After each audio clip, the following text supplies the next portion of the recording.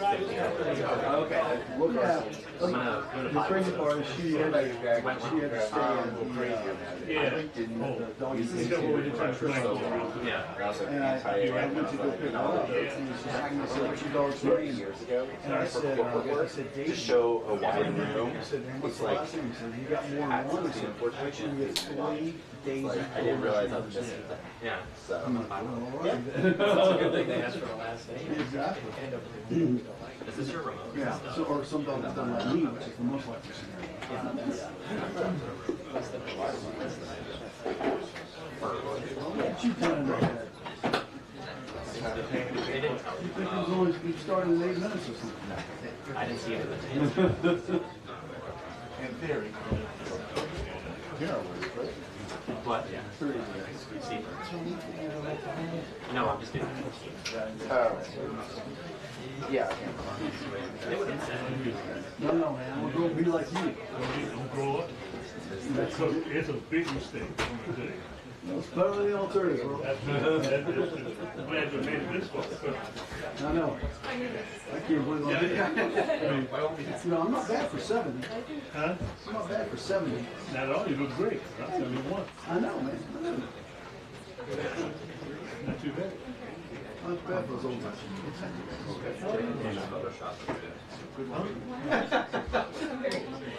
What you guys write? You got socks over them there. You got socks over them there.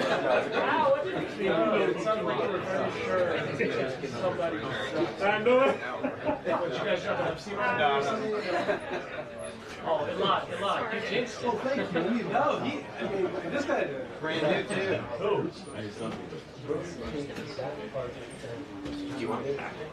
Oh, boy.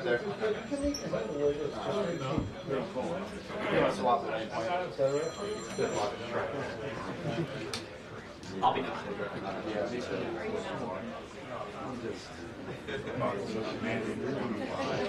I'm shooting for him.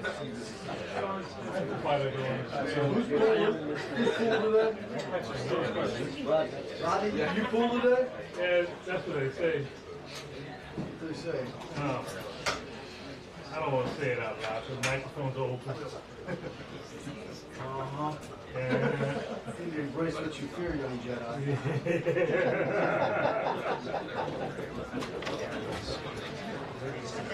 Oh boy. How many cameras do you have over top of us?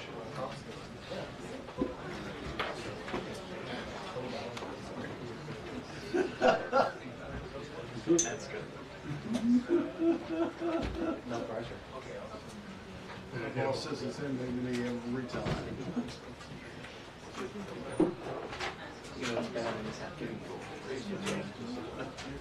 Oh, cool. What's the thing on it? It's called a belt pack. Oh, okay. So that's offshoot accessory. No, it's essentially backpacks and camera bags and think tank. You know what? It works really well.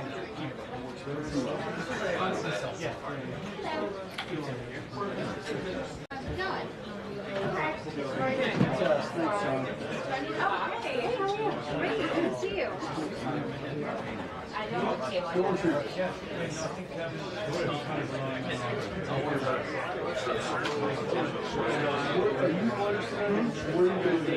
Wherever. I'm like right in there.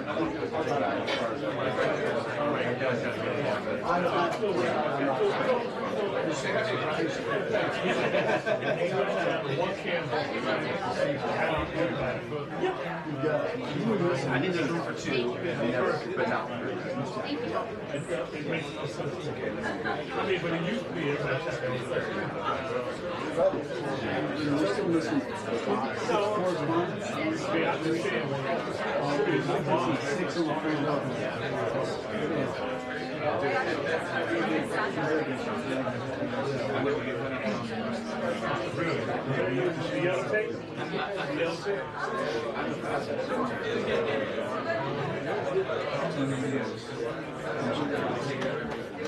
Only thing I was Come on, somewhere.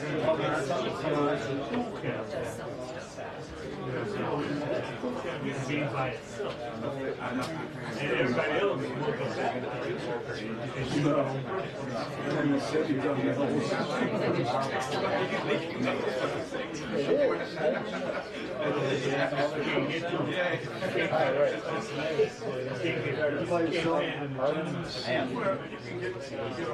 White House.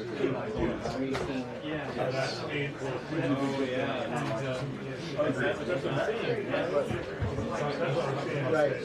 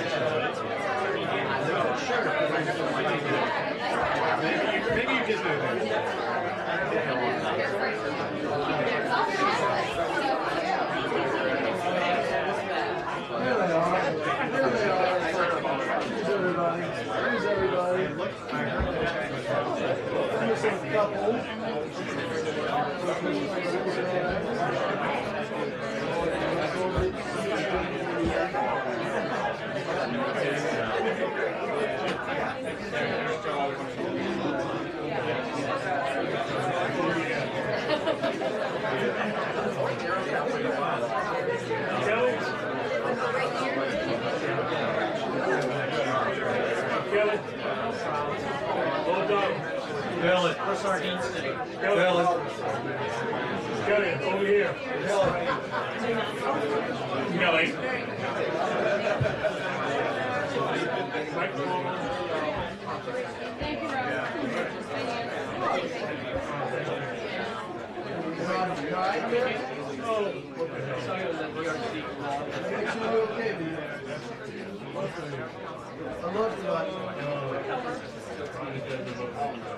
Yes, you do. Yes, you do. I know you want me back. Yes. It's true. Thank you for joining us today.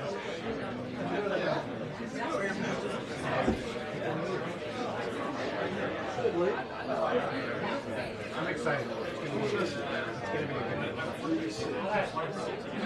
It's going to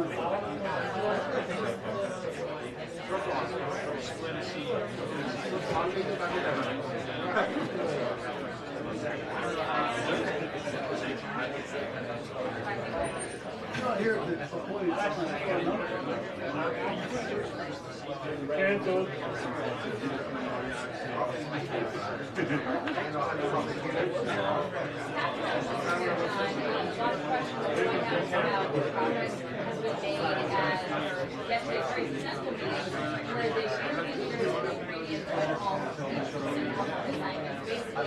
Europeans and the U.S. are working to firm up what the security security looks like and offers to Ukraine, which will help Zelensky sell that home and his possessions that he's able to make as part of those deal terms. That was really his biggest assignment, was being a part of the map and determining what he kind of let go of and what his country had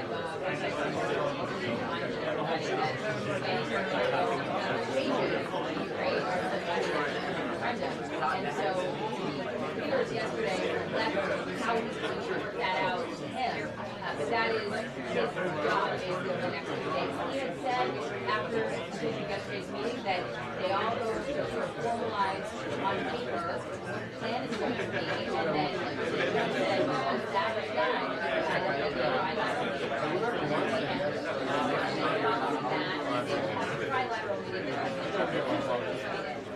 we don't have a timeline right now for how long that's going to take. The Europeans said yesterday, probably weeks, not months. President Trump is obviously continuing to light that fire and get things done. He referenced a conversation he had at the table yesterday in that multi-leader meeting, saying he was talking to one of the heads of state or individuals there, didn't specify who, and said, oh, okay, we'll regroup in a couple months or a month or so. And he said, a month. People are going to be dead in a month. 50,000 people will be dead in a month. Actually, this is tonight. And so he is continuing to try the coalition of willing, so to speak, into getting their act together, getting that package ready, and able to present to Zelensky so that he can in turn make decisions. I'm probably also going to get some questions today on PC crime. We had basically continuing to push back on the president's initiative in a private city, and he was touting the success of that on social media and in his interview on Fox this morning, so I kind of want to get that update there.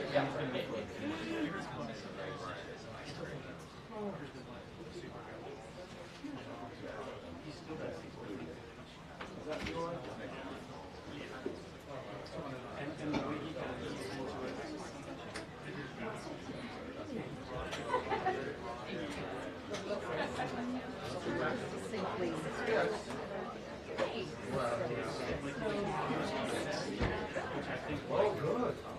Maybe a little bit. When you're traveling.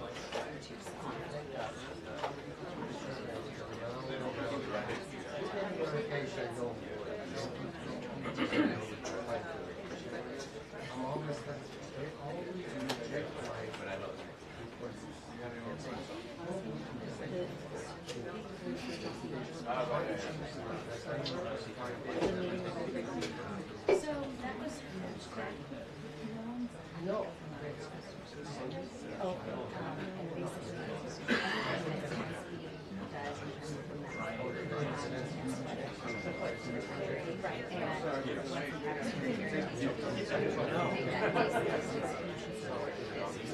Right. But does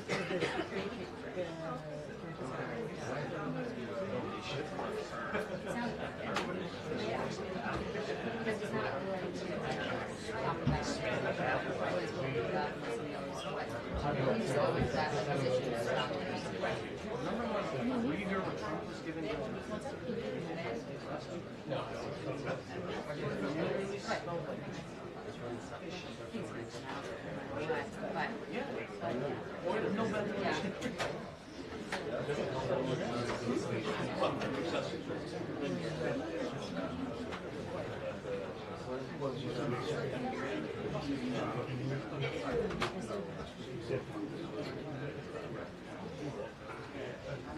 Yeah. Oh, me?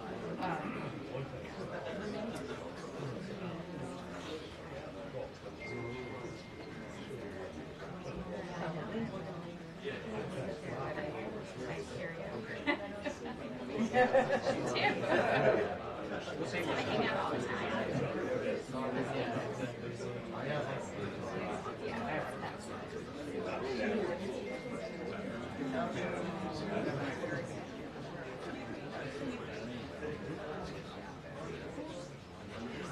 I'm not going to risk it. I can't risk it. coming through. Oh, you're coming through now? Oh my God. Oh, you know. Every briefing, I'm like, I'm gonna get out here early. How did you do it? Thank you for joining us. Oh, 25 right, yeah. Cancel. 3:45. Yeah, it is. That's a good color too. Rather simple.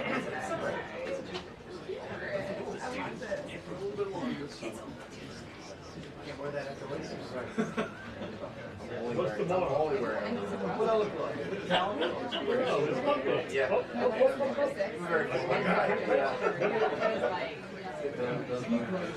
Yeah. I see that they started saying it again. Like, and I you're did gonna it get into That's almost yeah. You feel good? I'm like totally stressed. Okay. Yeah, like very stressed about that. Yes.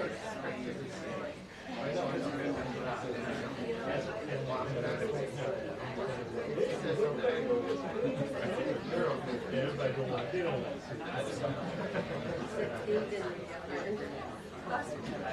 Right.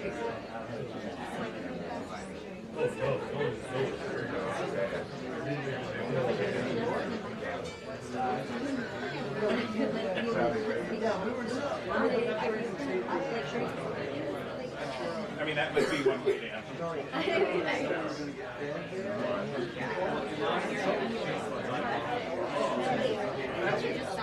I know.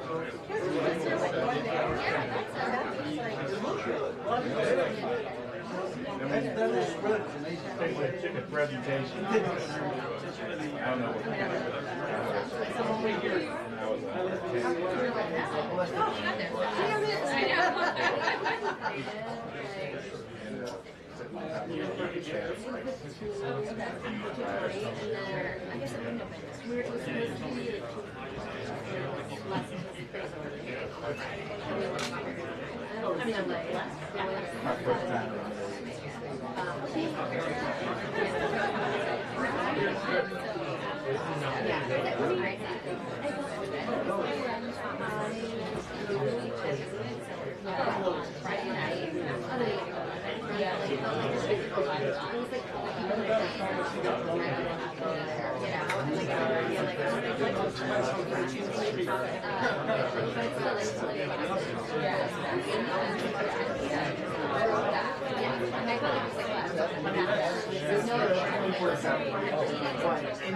This is here, my 15 years so coming around, there's some blurry goodness.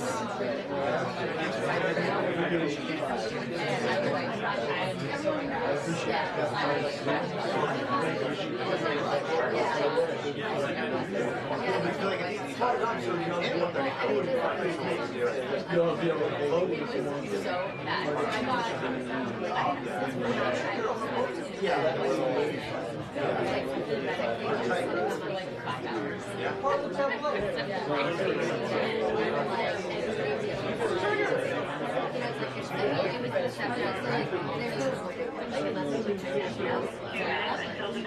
Two minutes. Straighten up and fly right.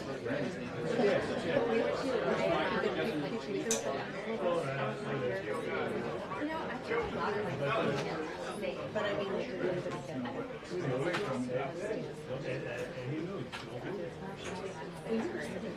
Here we go.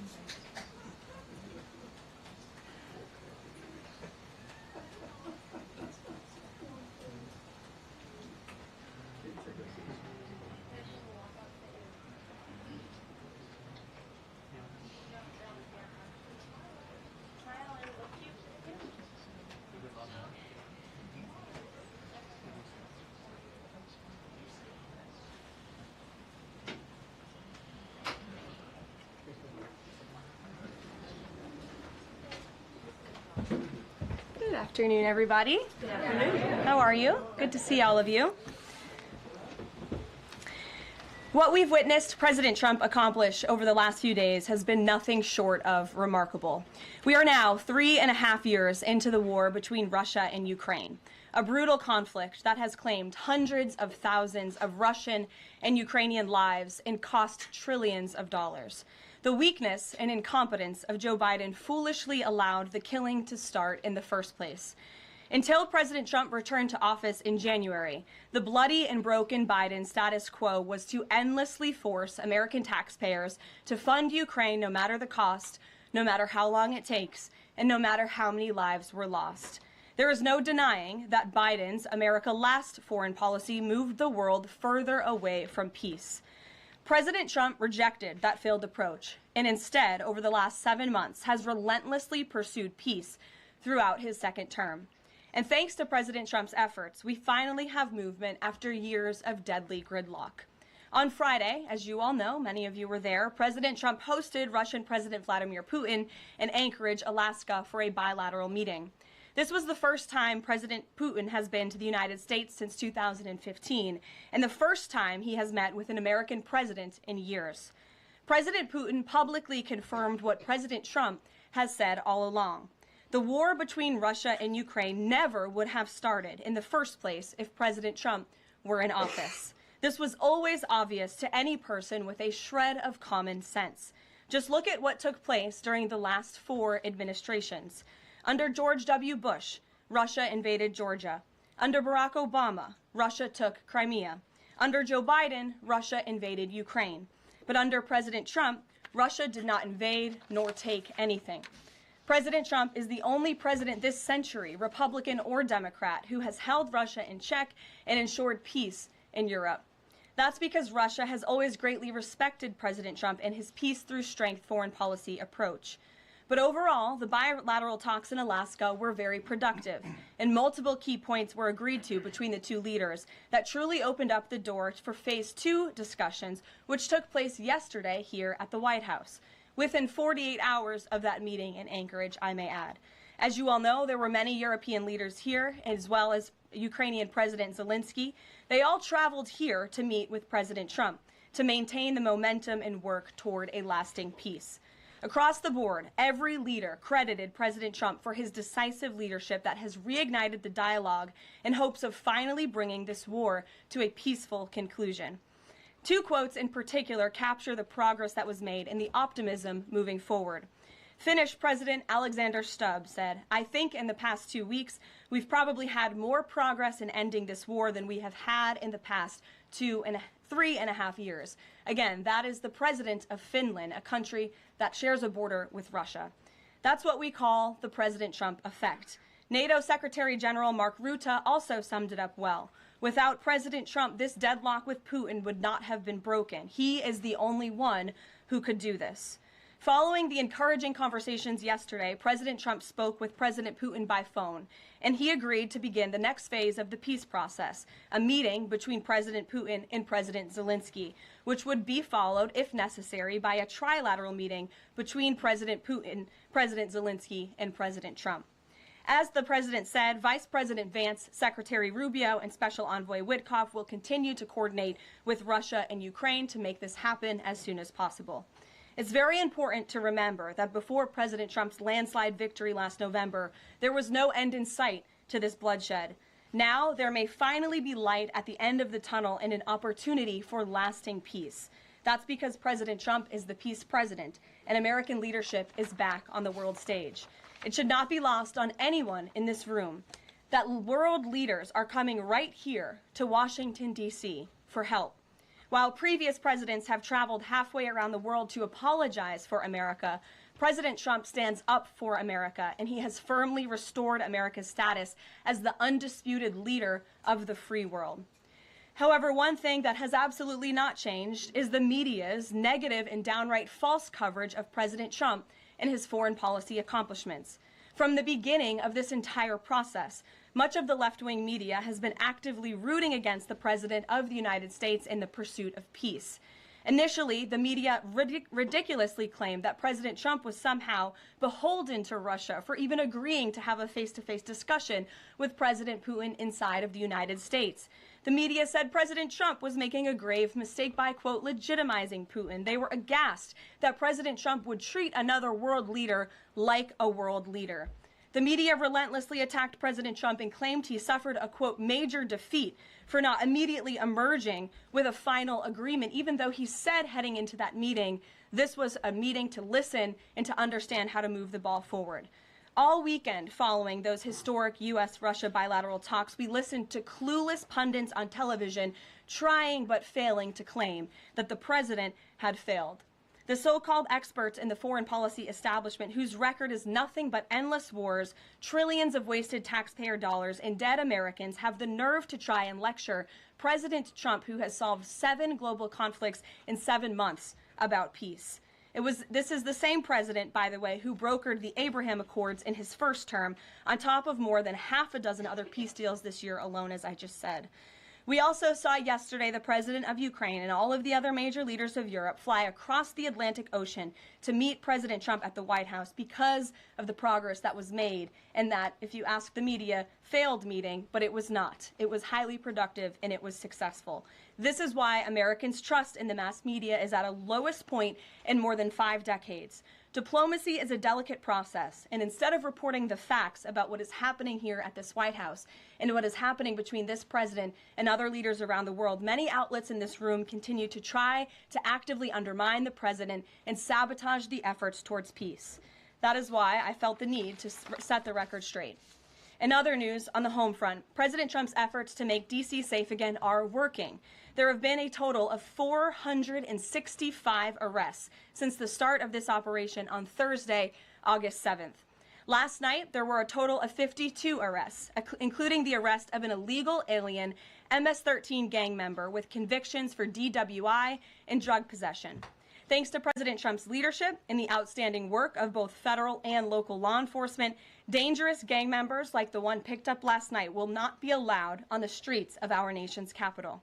Other arrests last night included assault with a deadly weapon for stabbing, parole violation for robbery, murder, outstanding warrant for attempted murder, assault on federal law enforcement officer, and felony assault. 4 more homeless encampments were also removed during yesterday's reporting period.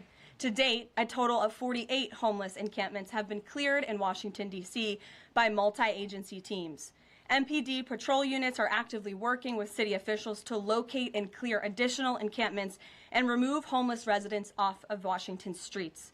And despite fake narratives from the media, again, a significant number of the arrests have been in high crime areas of D.C.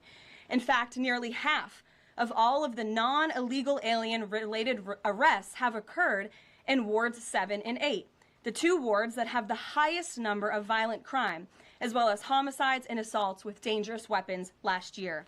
So while Democrats continue to coddle violent criminals, President Trump and this administration are focused on putting them behind bars and unapologetically standing up for the safety of law-abiding American citizens. And the White House will continue to provide all of you with the results of this operation in the days ahead.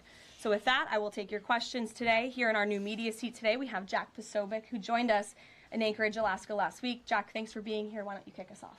Karoline, thanks so much. So a couple of questions regarding the status of these peace talks. Obviously, we saw the President and President Putin there in Anchorage. We saw the world leaders here yesterday with this summit. We've heard phrases like coalition of the willing. We've also heard Article 5-like guarantees. When it comes to the security guarantees, what is the current status of that? I know the President earlier today mentioned boots on the ground would be UK, France, Germany possibly, but unequivocally said no U.S. troops on the ground, but U.S. coordination. Can you elaborate on that, and what would the red lines be? Sure. Well, you got to the heart of what I was going to say to all of you today on security guarantees, which is the President has definitively stated U.S. boots will not be on the ground in Ukraine, but we can certainly help in the coordination and perhaps provide other means of security guarantees to our European allies. The President understands security guarantees are crucially important to ensure a lasting peace, and he has directed his national security team to coordinate with our friends in Europe and also to continue to cooperate and discuss these matters with Ukraine and Russia as well. Karoline, now, have the Russians responded at all? I know we spoke with President Putin last night. What has been their response? Because we've heard some reports from the Kremlin and others saying they're unequivocally against NATO troops on the ground. Well, look, the President continues to have these conversations with both leaders. Those conversations took place in Anchorage, Alaska, again yesterday with the Europeans and President Zelenskyy, and he has directed his team to come up with a framework for these security guarantees that can be acceptable to help ensure a lasting peace and end this war. And then just last question real quick on this. Regarding some of the funding, we're hearing questions about another round of weapons sales or possibly a round of U.S. purchases of Ukrainian drones. Will that money be funded by the U.S. taxpayers? Are we finally going to see an end to the U.S. taxpayer-funded, seemingly endless mandate for these foreign wars? Well, the President is very sensitive to the needs of the American taxpayer, and immediately upon entering office back in January, he made it very clear that we're not going to continue writing blank checks to fund a war very far away, which is why he came up with the very creative solution to have NATO purchase American weaponry, because it is the best in the world, and then to backfill the needs of the Ukrainian army and the Ukrainian people and their military. So that's the solution the President has came up with. We'll continue to see that forward. As for any additional sales, I'll have to defer you to the Department of Defense. Thanks so much. Thanks, Jack. Kelly. What has President Trump learned that tells him that Vladimir Putin would be willing to make a deal for him, for President Trump? Well, the President has learned a lot, which is part of the reason he opened up this dialogue. The previous administration, who oversaw the beginning of this war, refused to talk. And President Trump has always said, in order to learn, in order to move the ball forward with diplomacy and towards peace, you have to have open dialogue. And so that's why the President has had several conversations by phone and, of course, an in-person meeting last Friday with President Putin. He also has talked to President Zelenskyy dozens of times, had him here at the White House yesterday, and he's understanding what both sides want, what both sides are going to have to give up. And he has always said, in order to get a good deal, both sides are going to have to walk away a little bit unhappy. So he continues to learn a lot throughout these conversations, which is why we've seen progress from both sides. And I would also just add, when it comes to learning and moving the ball forward, look at how both Russia and Ukraine have actually talked directly for the first time in many years, thanks to the efforts of this president and this administration. Specifically for President Trump, though, what do you think Putin's motivation is to try to do something for President Trump, as opposed to just resolving the conflict? I think, as I just spoke to in my opening remarks, Kelly, Russia and all countries around this world actually respect the United States again. And the president is using the might of American strength to demand that respect from our allies, our friends, our adversaries all around the world. And we've seen that not just lead to progress with Russia and Ukraine, but also we've seen it in the closing of 7 global conflicts around the world as well. We've seen it with the release of hostages in Gaza. You've seen it with the end of the conflict between India and Pakistan, which could have resulted in a nuclear war if we had not had a president who believed in the strength and the leverage that comes with the job of being the president of the United States of America. Rachel. Thanks, Caroline. Heading into Alaska, a lot of the focus in the talk was on this trilateral meeting between these 3 leaders. Can you explain how this went from a trilateral meeting involving President Trump to now the focus being on this bilateral meeting without the president first? Well, look, the president has spoken to both leaders about this, and both leaders have expressed a willingness to sit down with each other. And so our national security team will help both countries do that. Ultimately, the president has always said that there are areas of disagreement in this war that will have to be discussed and decided upon by these 2 countries. And so he wants these 2 countries to engage in direct diplomacy. He's said that from the very beginning, which is why he's agreeable to the idea of having President Zelenskyy and President Putin get together. And I understand accommodations for that meeting are underway. As soon as we hear more details, we'll be sure to let all of you know. And just a quick follow-up. We know as of right now there is no ceasefire in place. We've seen Russia continue its attacks on Ukraine. What indications is the president getting from Putin that he wants to have this meeting with Zelenskyy soon?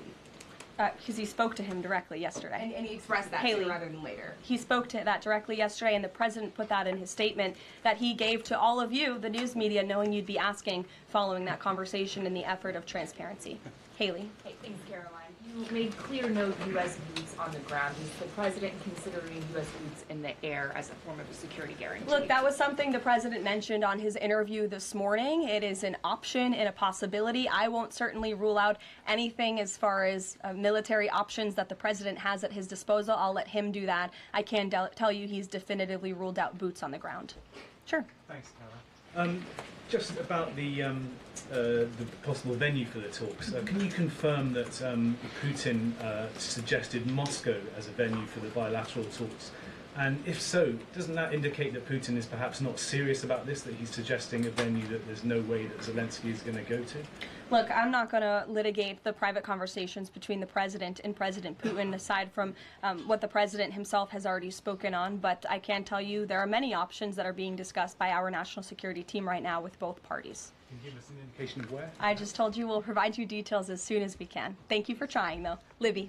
Thank you, Caroline. I wanted to ask about the National Guard troops. How is the White House coordinating with how they're being placed in D.C., what areas? And then also, how long should people here in the district anticipate the National Guard to be on the ground patrolling the streets? I don't have a timeline for you, Libby, but we will keep you posted on that. I think the president, as you know, and this administration, he came to this briefing room with members of his cabinet to lay out the rationale and the reasoning for federalizing the National Guard here in Washington, D.C., and for our work with the Metropolitan Police Department to make our district safer. We've seen violent crime has taken the lives of far too many residents here in our nation's capital, and the president wants to make it safe again. And as for the coordination efforts, this interagency team is meeting and talking daily. In fact, there's a meeting taking place right now in the West Wing with members of the interagency task force to continue to discuss not just the National Guard deployment, but also how we can continue to remove public safety threats off of the streets of Washington, which, as the numbers I just showed you prove, they are doing every single night. I will just reiterate, 465 total arrests and counting since the start of this operation. I believe 11 or 12 days ago. I'll have to check the calendar, but those are pretty remarkable results. If not for this task force and their high level of coordination and the leadership of this president, there would have been 465 more violent criminals on the streets of this capital that you all live in every day. So I think we should all be very grateful for that. Stephen. Thank you, Caroline. 3 questions about the D.C. crackdown. Sure. First, I was wondering if you could clarify something President Trump said. He mentioned getting rid of the slums where criminals live. Was he talking about tents or permanent residential buildings? And then the mayor has expressed an interest in clarifying how much of a focus illegal immigration enforcement is as part of this crackdown. Can you say anything about that? Sure. And third, any preview on the beautification 3 questions. I'll try to answer all 3 of them pointedly for you. First, when it comes to what you said, and the president said, the slums of Washington, D.C., he's referring to the most dangerous communities, neighborhoods, and streets in this city where, unfortunately, violence has ravaged these communities and taken the lives of, again, far too many law-abiding D.C. residents. We know on July 5th of this year, just more than a month ago, a 3-year-old beautiful young girl was shot and killed in her car with her family in one of these communities, which is why there has been a surge, despite what many of you have been falsely reporting. And I believe it was the Washington Post who put out a map claiming it to be fact-based when it was just based on, I don't know, accounts that they've heard on the street, not actual statistics and data. So we went and reconfigured the numbers, and as I said, nearly half of all the non-illegal alien-related arrests have occurred in wards 7 and 8 in the District of Columbia, where we know, excuse me, there's the highest rate of crime. So we'll continue to do that. And what was your second question, Stephen? Legal immigration,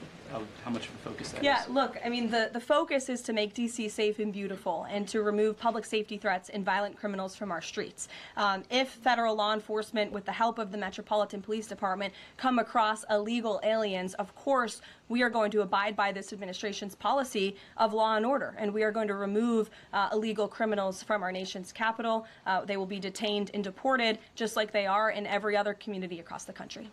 Kristen. First question is, whose idea was it to change the next steps from a trilateral to a bilateral meeting? It was an idea that evolved in the course of the president's conversations with both President Putin, President Zelenskyy, and the European leaders yesterday. And as you saw, Kristen, with all of those European leaders leaving the White House, including the NATO Secretary General, they all agreed that this is a great first step. And it's a good thing that these 2 leaders are going to be sitting down together, and the president expects that to happen. And how long is Trump willing to wait and operate in good faith for Putin to actually arrange a meeting before he intervenes? Look, the president has put tremendous public pressure to bring this war to a close. He's taken actions, as you've seen, sanctions on India and other actions as well. He's made himself very clear that he wants to see this war end, and he has scoffed at the ideas of others that have been raised that we should wait another month before any meeting takes place. The president wants to move, and he wants to bring this war to an end as quickly as possible. Just a clarification on something you said earlier about Putin agreeing to the meeting. The Kremlin seemed to indicate that Putin did not firmly agree to a bilateral. Did he agree to have a sit-down with just Zelenskyy on the phone? I can assure you that the United States government and the Trump administration is working with both Russia and Ukraine to make that bilateral happen as we speak. Sean. Hey, if the point is to get everybody on the same page, why wouldn't Trump just take the call from Putin while the other leaders were in the room? He said it would be disrespectful to do that. But why is it disrespectful? With all due respect, only a reporter from the New York Times would ask a question like that, Sean. The president met with all of these European leaders at the White House 48 hours after sitting down with President Putin on American soil. In fact, there was so much progress in the readout that was given to these European leaders immediately following his meeting with President Putin that every single one of them got on a plane 48 hours later and flew to the United States of America. And if I could just read for all of you some of the statements from those European leaders yesterday, you had President Zelenskyy himself saying it was a very good conversation. It was really good. We spoke about very sensitive points. The Secretary General, Mark Rutte, it was the president, only because of the president, that this deadlock was broken, but with President Putin by starting a dialogue. So these leaders, who this war is in their backyard, are very grateful that the president took that call and that he was there to provide them with a readout of Russia's thinking on this, something that was not done by the previous administration at all. Catherine. Thank you. Is the White House looking at Budapest as a possible location? I'm not going to confirm or deny locations. We'll provide you with details as soon as we can. Following up on Kristen's question, I understand that the White House is working and allies are working to make this meeting happen, but did Putin promise to do a meeting with Zelenskyy, a direct meeting, in the coming weeks? He has, and I just answered that question for you. Franco. Thanks. I just want to clarify. So you are saying that President Trump is considering U.S. pilots and U.S. aircraft potentially supporting European or Ukrainian forces? The president spoke to that himself this morning when he called into Fox and Friends, and I would defer you to his answer. You can read it directly yourself. In addition, can I ask, no boots on the ground, Steve Witkoff's talking about Article 5-like security guarantees. Can you talk about what other Article 5 like security guarantees that are being considered if it's not boots on the ground? These are very sensitive diplomatic discussions that are currently taking place literally as we speak. So I will leave it to the national security team, and I'll leave it to the president to have those private discussions with these leaders as we try to bring this war to an end. And can I ask one Mary more? Margaret, go ahead. Thanks, Caroline. Two questions, if that's okay. So on these meetings, I know you said that the trilateral will take place if necessary. Do you think that we might not need the trilateral and that Zelensky and Putin might come to this conclusion on their own? And then as a follow-up, I know the president said on Fox News this morning that he's partially seeking peace in order to get to heaven. Was he joking, or is there spiritual motivation behind his peace deals here? I think the president was serious. I think the president wants to get to heaven, as I hope we all do in this room as well. Annie. Thanks, Caroline. I'm just shifting gears to the Department of Justice for a minute. Can you walk us through why another deputy FBI director was named? Does Trump have any displeasure with how the FBI has been being run to date?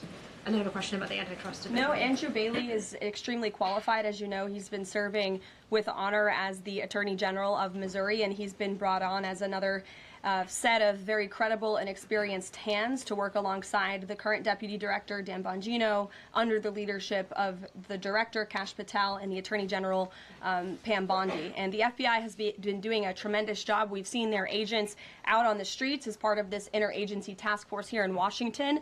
But the crime that they've been stopping here in Washington, they've been doing this for 7 months all across the country. In fact, there's been 19,000 arrests by the FBI nationwide. That's more than double last year in the same time period. Of those, 1,600 arrests were for violent crimes against children. 4,000 child victims have been rescued by this FBI under this current leadership. 1,000 arrests from investigations of foreign terrorist organizations. There's been 1,500 kilos of fentanyl seized. 6,300 kilos of meth have been seized. And 3 of the top 10 most wanted have been arrested so far. Not a single one of the individuals on the top 10 most wanted list were arrested under the previous administration. We've arrested 3 in 7 months. So when you're actually working and enforcing law and order, you need all hands on deck. And so we look forward to welcoming Andrew Bailey to this new post. Jackie.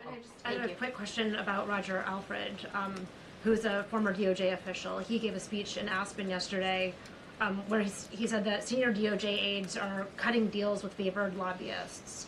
I'm wondering if the president has any concerns at all with the way the antitrust division is working. I have no idea who that individual is. I don't know why he made those comments. I don't know what basis he's making those comments on. My instinct tells me it's not true, but we will definitely look into them and I'll get you a response. Thank you, Caroline. Jackie. Thanks, Caroline. Since the president often says that this war would not have started if he were in office, and True. and Putin confirmed that. It's true. Do you accept that as true? The Probably. European leaders do. Well, and President Putin himself said that, by the way. He did say that. The question I have, though, is what is the president going to do to ensure that these security guarantees last beyond him into the time when he is no longer president? And does that have to involve Congress at all? Well, he understands the need for that, which he spoke to yesterday. And what's he going to do? It's why he's engaging in so many talks and so many conversations with both sides of this war, with our European allies. It's why on the way home from Anchorage, Alaska, very late at night, when I know many of you on the press plane were sleeping and many staff were sleeping, the president himself was still awake at 2 o'clock in the morning talking to European leaders and NATO about how we can ensure a lasting peace and bring this conflict to an end. He has expended an incredible amount of time, energy, and effort into bringing this war to an end, and he remains determined to do that. Also, Go can I ask ahead. you about the Go ahead. Thank you, Caroline. DC crime? Sure, Jake, and then to your right. All right. Thank you, Caroline. Which of the half-dozen peace deals that the president's pulled off would you say he's the most proud of? And then I have another question. That's a good question, Jake. I'll leave that to the president to answer. I think he's proud of all of the peace deals that he's been able to achieve. You saw the president of Armenia and the head of Azerbaijan both at the White House just a couple of weeks ago. The president, I know, very much enjoyed spending time with them and helping to bring that conflict to an end. He very much enjoyed his time with leaders of Rwanda and the Democratic Republic of the Congo in the Oval Office, talking to them about bringing that decades-long war to an end. India and Pakistan. He used trade in a very powerful way as leverage to bring that conflict to an end. So So I know he's very proud of all of these achievements, and I know he's very honored to serve as the President of the United States and to restore peace around this world. Go ahead. So you mentioned Armenia and Azerbaijan. That's a conflict that, I spent time in the Southern Caucasus covering that. And, a conflict of over 30 years, and he resolved it in just a couple of months. Are there other conflicts that the president's working on right now that are off the radar screen that we should be tracking?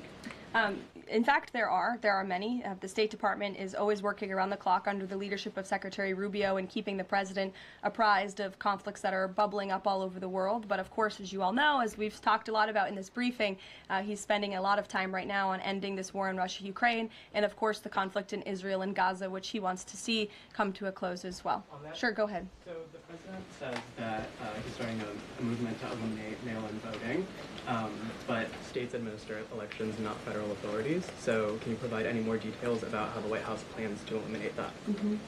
The White House continues to work on this, and when Congress comes back to Washington, I'm sure there will be many discussions with our friends on Capitol Hill and also our friends in state legislatures across the country to ensure that we're protecting the integrity of the vote for the American people. And I think Republicans generally, and the president generally, wants to make it easier for Americans to vote and harder for people to cheat in our elections. And it's quite mind-boggling that the Democrat Party could stand in opposition to common sense. He wants to ensure election integrity.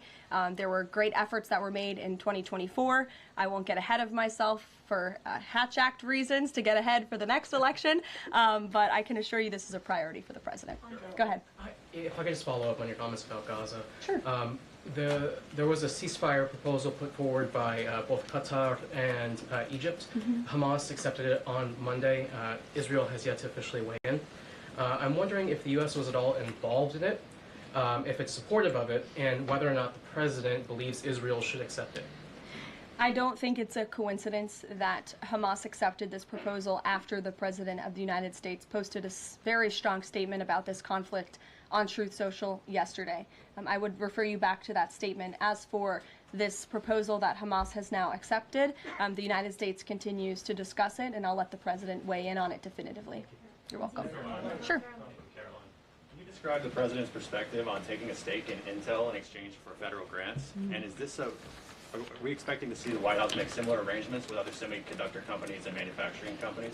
Well, the president, he's been very clear about the need to reshore manufacturing that's critical to our national and economic security. That is especially in regards to chips and semiconductors, which is why the president has initiated the Commerce Department to conduct a study on semiconductors, a Section 232 investigation, so we can ultimately implement tariffs. And it's why our export license requirements remain in place as well.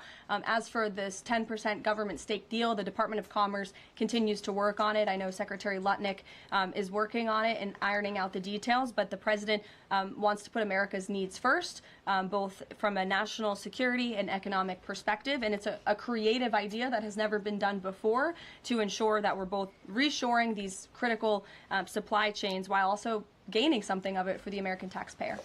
You're welcome. Emily. Thanks, Caroline. I wanted to ask about the 3 U.S. warships that are being sent to Venezuela, and there's 4,000 Marines on board. Are you looking at possibility of boots on the ground there?